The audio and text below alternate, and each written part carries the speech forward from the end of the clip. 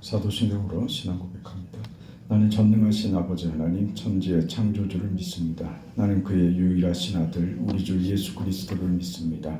그는 성령으로 잉태되어 동정녀 마리아에게서 나시고 본디오 빌라도에게 고난을 받아 십자가에 못 박혀 죽으시고 장사된 지 사흘 만에 죽은 자 가운데서 다시 살아나셨으며 하늘에 오르시어 전능하신 아버지 하나님 우편에 앉아 계시다가 거기로부터 살아있는 자와 죽은 자를 심판하러 오십니다. 나는 성령을 믿으며 거룩한 공교회와 성도의 교제와 죄를 용서받는 것과 몸의 부활과 영생을 믿습니다. 아멘. 84장 찬송합니다. 84장입니다.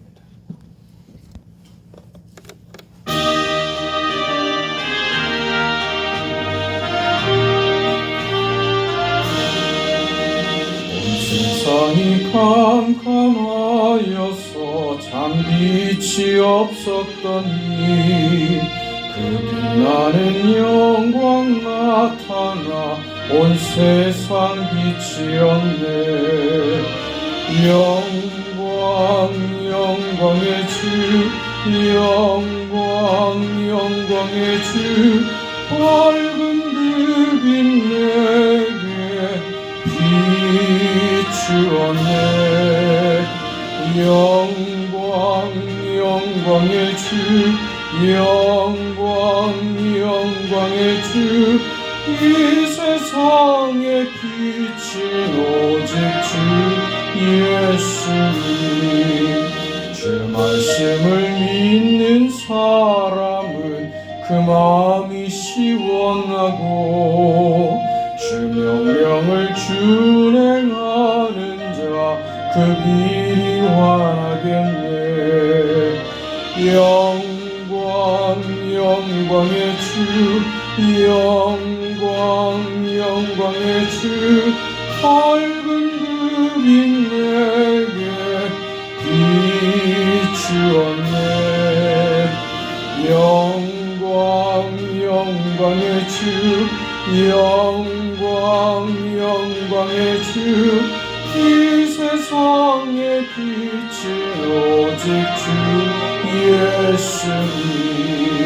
죄 가운데 사는 사람은 그 눈이 어두워도 그 죄악을 씻는 날에는 그 눈이 밝아지네. 영광의 주, 영광의 주, 밝은 그 빛 내게 비추었네. 영광의 주, 영광의 주, 이 세상에 비친 오직 주 예수님.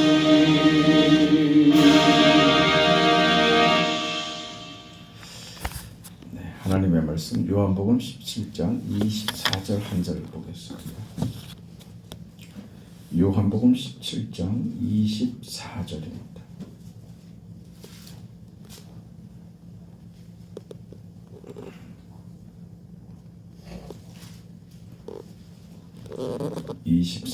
우리 함께 읽습니다.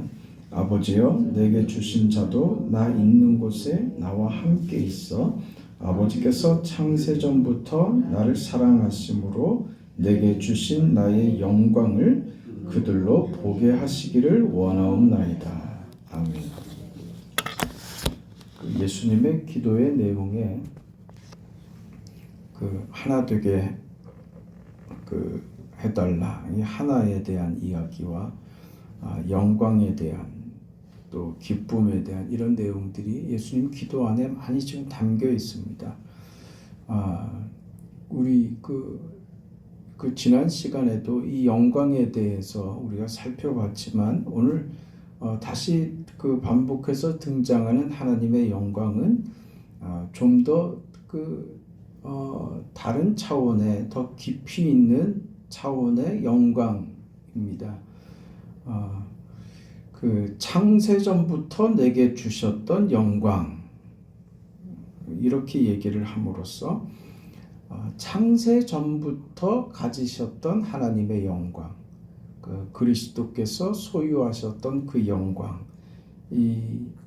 우리가 상상할 수 있는 범위를 넘어서는 세상에서 경험할 수 없는 그 영광, 그런 수준의 영광, 비교할 수 없는 영광을 의미합니다. 이 영광을 이제 우리에게도 허락해 달라고 하는 그 영광이, 아버지께 속했던 그 영광이 우리에게도 전해지기를 지금 기도하고 있는 것이죠. 그렇다면 예수님의 이 기도는 혼자 따로 하신 기도가 아니고 제자들 앞에서 공개적으로 하신 기도입니다. 그렇기 때문에 이 기도는 어떤 공적인 지금 성격을 가지고 예수님의 백성된, 하나님의 자녀된 우리 모두를 향한 그 어떤 메시지가 되는 것이죠. 그러니까 예수 믿는 자가 아버지의 영광, 하나님의 영광을 받도록 지금 기도하고 계신다라는 사실을 기억을 하고, 그렇다면 예수님께서 이 땅에 오신 이유가, 이 땅에 오셔서 사역하신 예수님의 우리를 향한 예수님의 그 십자가 죽음으로 이루신 그 구원의 역사가 단지 예수 믿어 천국 가는 것으로 끝나지 않은 더 깊은 어떤 목적을 가지고 있다는 것이죠. 우리는 구원받아 천국 가는 것으로 그냥 그거 하나로만 그 구원에 대해서 이해하려고 하는 경향이 많은데, 우리가 받은 구원은 단순히 천국 가는 것 이상의 훨씬 더 큰 것을 하나님께서 우리에게 허락하고 계신다라는 이해 쪽으로 깊이 옮겨가야 될 겁니다. 그래서 예수님의 이 기도를 통해서 하나님의 영광이 우리에게 전해지길 원하는 이 기도, 우리에게 목적된, 그러니까 우리 인생이 하나님의 영광에 도달하는 것이다 라는 생각을 할 수 있고, 그렇다면 예수님께서 왜 오셨는가? 예수님에 대한 이해 속에서 우리에게 허락된 이 영광이 무엇인지 더 깊이 알 수 있을 겁니다. 신약을 시작하면서 예수님에 대해서 이렇게 설명하고 들어가죠. 마태복음 1장 1절에 뭐라고 말합니까? 아브라함과 다윗의 자손 예수 그리스도의 세계라. 세계라는 말은 족보입니다. 예수님의 족보 아래 예수님의 그 조상으로, 족보의 조상으로 누구를 언급하느냐 하면 아브라함과 다윗을 언급하죠. 아브라함과 다윗 외에 많은 그 조상들이 있는데 아브라함과 다윗을 언급한 것은 특별한 의미가 있는 것입니다. 예수님이 어떤 분이신가 하는 이 이해에 아브라함과 다윗의 자손입니다 하는 말이 가지는 그 어떤 그 중요한 의미가 있다는 것이죠. 왜 예수님께서 이 땅에 오셨는지, 이 땅에 오셔서 십자가의 구속을 이루기까지 하신 그 모든 사역의 핵심이 무엇으로 설명되는가? 아브라함과 다윗의 자손으로 설명되고 있다는 것입니다. 이런 아브라함과 다윗의 자손으로 오셨다라고 하는 것을 결론적으로 이야기를 함으로써 예수께서 이 땅에 오신 목적이 아브라함과 다윗의 자손으로 오신 것이다 라고 하는 것에서 결론을 만들 수 있는 거예요. 그것은 뭐냐면 아브라함을 통해서 시작하신 하나님의 구속의 언약, 그것이 아브라함에게서 다윗 왕으로 연결되어 다윗 왕조에 그것이 완성이 되고, 그러나 이것이 아브라함으로 시작해서 다윗 때 완성된 하나님의 구속사의 뜻, 하나님 나라, 완성이 그것으로 완성이 아니라 아브라함과 다윗을 통해서 나타내셨던 것은 예수께서 완성하실 하나님 나라, 하나님의 구원의 어떤 예표와 상징으로서 아브라함과 다윗이 등장한다는 것입니다. 그러면 아브라함이 어떠했길래, 다윗은 어떠했길래 하나님의 이 구원, 구속사의 그 중요한 그 역할자가 됐고, 오늘 예수님을 설명하는 데 있어서 아브라함과 다윗의 자손이라는 표현이 등장하게 됐을까 하는 것을 생각을 해봐야 됩니다. 아브라함에게 하나님께서 약속하십니다. 그에게 나타나셔서 너로 큰 민족을, 내 민족, 내 백성을 삼아 내 나라에서 살게 하겠다.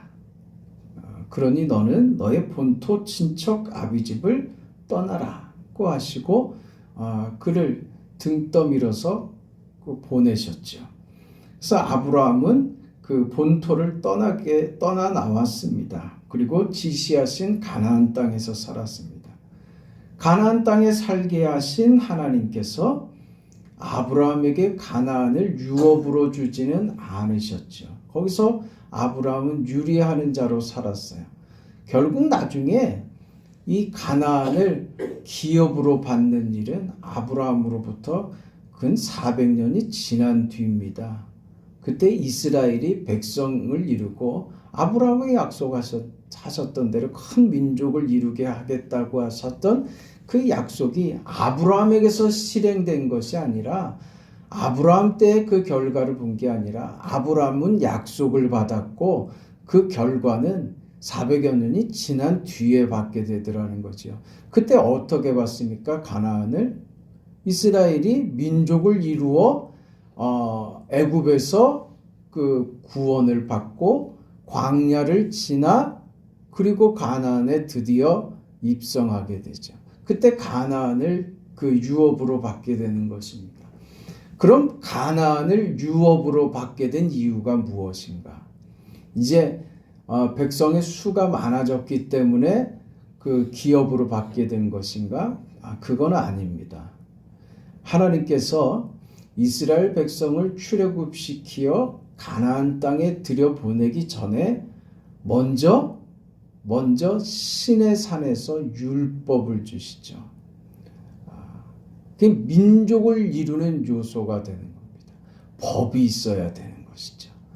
그 율법이 그런 의미에서 이스라엘에게 가나안을 유업으로 받기 전에 율법이 주어졌다는 것은 무엇이냐 하면, 가나안은 그러니까 하나님 나라, 구원받은 자가 들어갈 하나님의 나라는 누가 들어가느냐? 죄인이 들어가는 곳이 아니다 그 말입니다. 율법을 주신 것은 율법으로 정결케 되라고 하는 의미인 것이죠. 그래서 그 약속된 가나안, 아브라함에게 약속된 가나안은 율법을 받은, 그래서 율법으로 정결케 되는 그 백성에게 하나님께서 허락하신 기업, 언약의 기업이 되는 것이죠. 그렇게 아브라함에게 약속된 그 기업이 나중에 이스라엘에게 허락되는 것입니다. 그 아브라함에게 허락된 이 유업, 이 가나안으로 들어가는 이 일은 이스라엘 백성에게 허락된 대로, 이것이 왜 그러면 예수 그리스도와 연결이 되느냐? 저들이 율법을 받았다는 것은, 이것은 상징적인 것이죠. 그리고 그 율법을 받아 이제 하나님의 거룩한 백성으로 거룩한 나라에 들어가게 되는데, 그게 그러면 율법을 받은 저들이 율법 안에서 율법을 지키는데 성공했느냐 이거죠. 실패하지 않습니까? 율법을 저들이 받았지만 율법을 성공하지 못합니다. 하나님께서 그의 백성을 삼아 그들을 거룩하게 하려고 율법을 주시지만 이스라엘 백성은 율법을 잘 지키지 못합니다. 그래서 결국은 가나안에 들어가지만 결국은 율법을 지키지 않아서 바벨론의 포로가 되죠. 바로 바벨론 포로가 되어서 돌아오죠. 그래서 저들이 이 일을 다시 하려고 해보지만 역시 잘 되지 않습니다. 그게 구약의 역사 내내 펼쳐지는 전개입니다. 율법을 저들이 지키지 못합니다. 그래서 누가 필요하다고요? 그래서 예수께서 필요하신 거예요. 그러니까 아브라함에게 언약되었던 이 약속, 하나님 나라, 유업으로 받을 하나님 나라의 기업인 가나안을 저들이 하나님께서 저들에게 조건으로 주신 그 율법을 제대로 행하지 못함으로 그 율법을 온전히 지키고 율법의 요구를 만족시키는 예수께서 저들 대신 율법을 지키심으로 그 자격을 부여하시게 되는 거예요. 그러니까 아브라함에게 주셨던 그 언약이 누구에게서 비로소 성취되느냐? 예수님에게서 비로소 성취되는 것이다. 그 말입니다. 그래서 아브라함과 다윗의 자손으로 나오시는 것이죠. 그 다음 다윗으로 설명되는 예수 그리스도는 그럼 무엇인가? 다윗에게 있어서 중요한 것은 다윗이 무엇을 이루냐면 다윗이 성전을 짓지 못합니다. 그의 간절한 소원이었지만 성전을 짓지 못합니다. 성전을 짓지 못하는 이유는 하나님께서 다윗에게 성전 짓는 것을 허락하지 않는 이유를 명백하게 하셨어요. 피 흘림이 많다 이거죠. 그 손에 피를 많이 묻혔다는 것이 그 성전을 짓지 못하는 이유였습니다. 단지 그 다윗이 피를 흘렸다고 하는 것이 성전을 짓지 못하는 이유만은 아닙니다. 피를 묻혔다고 하는 의미는 뭐냐 하면 다윗의 때에 그 이스라엘을 대적하는 수많은 그 외적들, 그 수많은 그 적들이 있었기 때문에 하나님 나라의 적은 뭡니까? 하나님 나라의 적.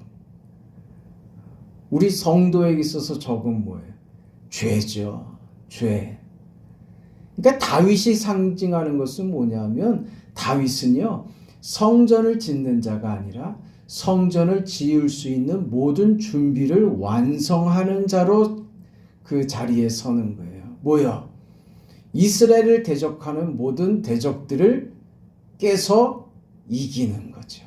그 죄를 깨서 이기는 것입니다.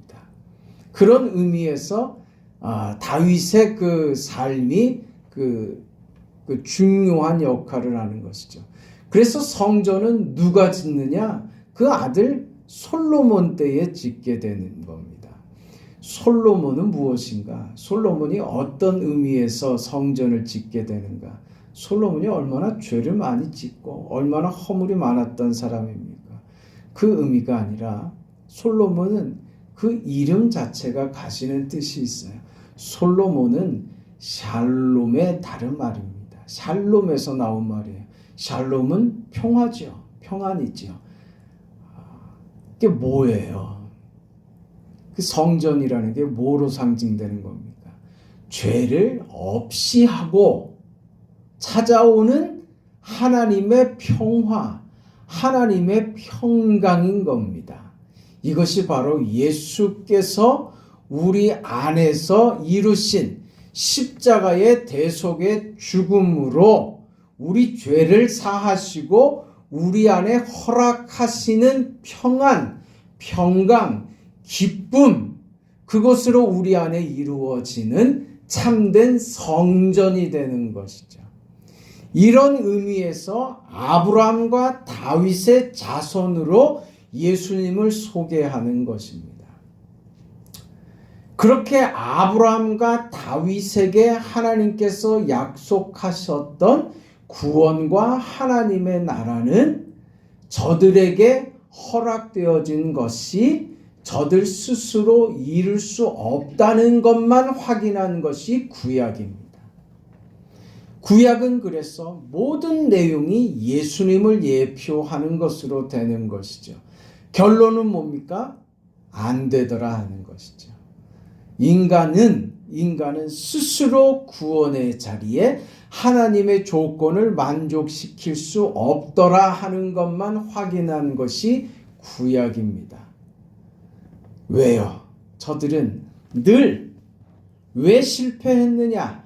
하나님이 주신 것을 저들식으로밖에 해석할 줄 몰랐기 때문입니다.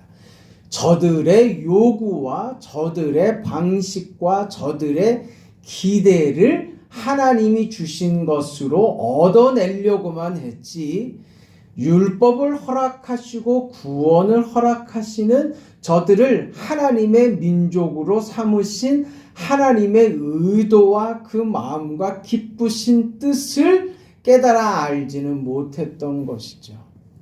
그래서 결국은 하나님이 주신 모든 것을, 그 아름답고 선한 것을, 하나님의 영광을 받아 누리지 못했던 것입니다. 죄인은 스스로 만들 실력이 없다는 것만 확인한 거예요. 그게 신약으로 넘어오는 것이죠. 이 일을 이루기 위해서 하나님이 직접 이 땅에 내려오셔서 너희가 할 수 없는 그것을 내가 하겠다고 하신 것이 바로 성육신이신 것이고, 그것을 성취하는 과정, 그 내용이 십자가의 죽음이었던 것입니다. 그래서 예수께서 아브라함과 다윗의 자손으로 이 땅에 오신 것입니다. 그렇게 상징되었던 것이죠. 그래서 오늘 본문의 말씀으로 연결되는 겁니다. 예수님께서 이 기도를 하시는 것이죠. 모든 역사 가운데 나타났던 것처럼 우리 인생에게 불가능했던 것을 하나님이 직접 개입하셔서 그 거룩함과 영광의 자리를 만드는, 그것을 이루는 예수님의 그 사역, 역사, 십자가의 죽음으로 우리 가운데 그 가능성을, 그 결과를 내놓으셨다는 것입니다. 그래서 예수님께서 이제 이 기도를 하는 것이죠. 저들도 나 있는 곳에 나와 함께 있어 창세전에 아버지께서 내게 주셨던 영광을 저희에게도 보이시기를 원합니다. 이 기도를 할 수 있게 된 겁니다. 이 기도가 이제, 이 본문의 기도가 이제 가능하게 된 거예요. 도달할 수 없는, 볼 수 없는, 도무지 소유할 수 없는 이 영광, 창조주 하나님의 영광을 이제 예수 그리스도로 말미암아 그 거룩이 이제 우리에게 허락되었고, 그리고 그 거룩함으로 허물어져가는 성전이 재건되는 것처럼 우리 인생에, 우리 심령 가운데 성전이 건축이 되고 우리가 그 거룩함을 입어 하나님의 영광의 자리에 도달하게 되는 것입니다. 그래서 이 기도를 하는 것이죠. 이미 우리는 거룩한 자녀들이 되었고 하나님의 영광에 도달할 그런 자격을 얻게 된 것입니다. 이제 우리에게 요구되는 것이 뭐예요? 그래서 이 말들을 하는 거예요. 우리는 이제 보라, 이제 너희가 새 것이 되었도다. 이전 것은 지나갔다. 너희가 새 것이 되었다. 라고 하는 말씀을 하시는 거예요. 구약적 성도가 아닙니다. 우린 이제 예수 안에서 거듭나고 새 생명을 입은 하나님의 자녀, 새로운 인생이 되었다는 것입니다. 이제 그렇게 하나님이 허락하신 예수 그리스도 안에서 허락된 거룩을 받아 하나님의 자녀가 된 자로서 그 영광을 어떻게 우리 안에서 이루어 가는가, 그것이 우리에게 요구된 삶이에요. 그걸 통해서 영광이 나타나기를 지금 예수님께서 기도하시는 거예요. 그렇게 요구된 우리에게 요구된 주님의 요구들이 뭡니까? 그게 그 고린도전서 13장에 잘 나오고 있는 내용들이에요. 많은 내용들이 있지만 그래서 우리는요 모든 것을 참으며 모든 것을 견디며 하는 거예요. 그 인생이 되는 거예요. 그 인생으로 영광의 결실을 얻는 거예요. 그냥 가만히 있어서 되는 것이 아니라 그 자격을 받게 된 것이죠. 그 영광이 어떻게 보이느냐? 우리 안에 그리스도께서 십자가로 증명하신 십자가로 상징되는 그 사랑, 그리스도께서 우리 안에 펼쳐 보이신 희생과 사랑과 그 은혜가 우리 안에서 보여야 되는 것이죠. 그거는요, 그냥 되지 않습니다. 손해보는 겁니다. 참는 겁니다. 인내하는 겁니다. 감당하는 것이죠. 누르면 그 눌리는 대로 그걸 견뎌내는 것이죠. 그게 우리에게 요구된 인생인 겁니다.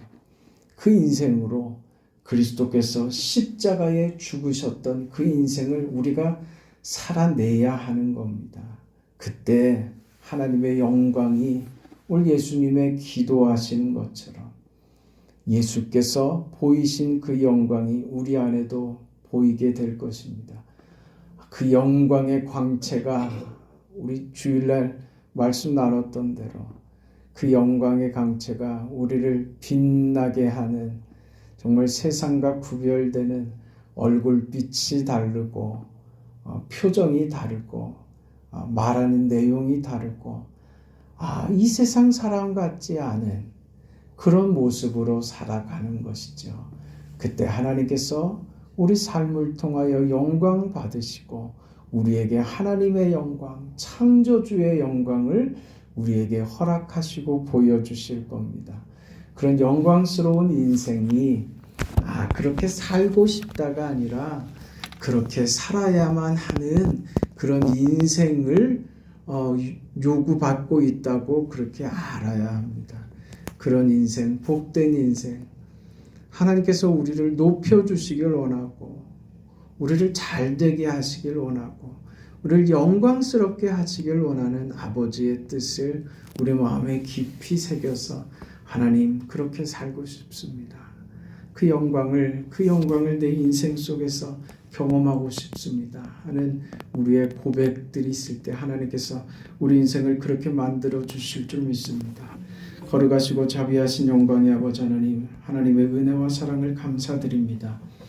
주께서 우리 인생에게 허락하신 뜻을 잘 알게 하시고 아버지 하나님, 하나님의 영광을 우리에게 허락하신다는 이 상상할 수 없는 이 기가 막힌 우리의 운명 앞에 자비하신 아버지 하나님, 우리가 받은 구원이 이렇게 놀랍다고 하는 사실 앞에 주여, 우리가 살아갈 우리의 삶이 얼마나 귀하며 얼마나 복되며 얼마나 대단한 것인지 알게 하시고 자비하신 아버지 하나님, 하나님의 뜻을 깨달아 하나님의 뜻대로 행함으로써 우리가 상상하지도 못하고 우리가 생각지도 못했던 그런 기가 막힌 인생의 그 영광스러움과 그 감격과 기쁨을 경험하면서 늘 웃음 속에 늘 감사함으로 살아갈 수 있는 우리의 인생과 우리의 현실과 우리의 삶이 되도록 하나님 도와주시옵소서. 우중에 사랑하는 성도들을 하나님 기억하여 주시고 영육간에 강건케 하여 주시며 무슨 일을 하든지 우리 하나님께서 불꽃 같은 눈동자처럼 저들을 지키시고 감찰하시고 보호하여 주시옵소서. 병상에 누워있는 사랑하는 딸을 하나님 기억하시고 고치시고 건강 주셔서 자비하신 아버지께서 원하시는 거룩하신 뜻을 깨달아 알고 함께 예배하며 신앙의 기쁨과 즐거움과 구원받은 감격을 자녀들에게도 나눌 수 있도록 은총을 더하여 주옵소서. 우리 가운데 주께서 함께 하시고 각자의 병든 곳을 하나님 만져주시고 어려운 부분들을 하나님 개입해 주시고 우리 삶에 하나님의 영광이 나타날 수 있도록 하나님의 인도하심과 하나님의 거룩하심을 깨닫는 우리 모두가 되도록 하나님 도와주셔서 이 자리에 이 새벽에 간구하는 저들의 간구에 하나님 응답하시고 기도할 때 하나님께서 만지시고 위로하시고 도우시는 역사를 깨닫게 하여 주시옵소서. 예수님의 이름으로 기도합니다. 아멘. 하늘에 계신 우리 아버지여, 이름이 거룩히 여김을 받으시오며 나라가 임하시오며 뜻이 하늘에서 이루어진 것 같이 땅에서도 이루어지이다. 오늘 우리에게 일용할 양식을 주시옵고 우리에게 죄 지은 자를 사하여 준 것 같이 우리 죄를 사하여 주시옵고 우리를 시험에 들게 하지 마시옵고 다만 악에서 구하시옵소서. 나라와 권세와 영광이 아버지께 영원히 있사옵나이다.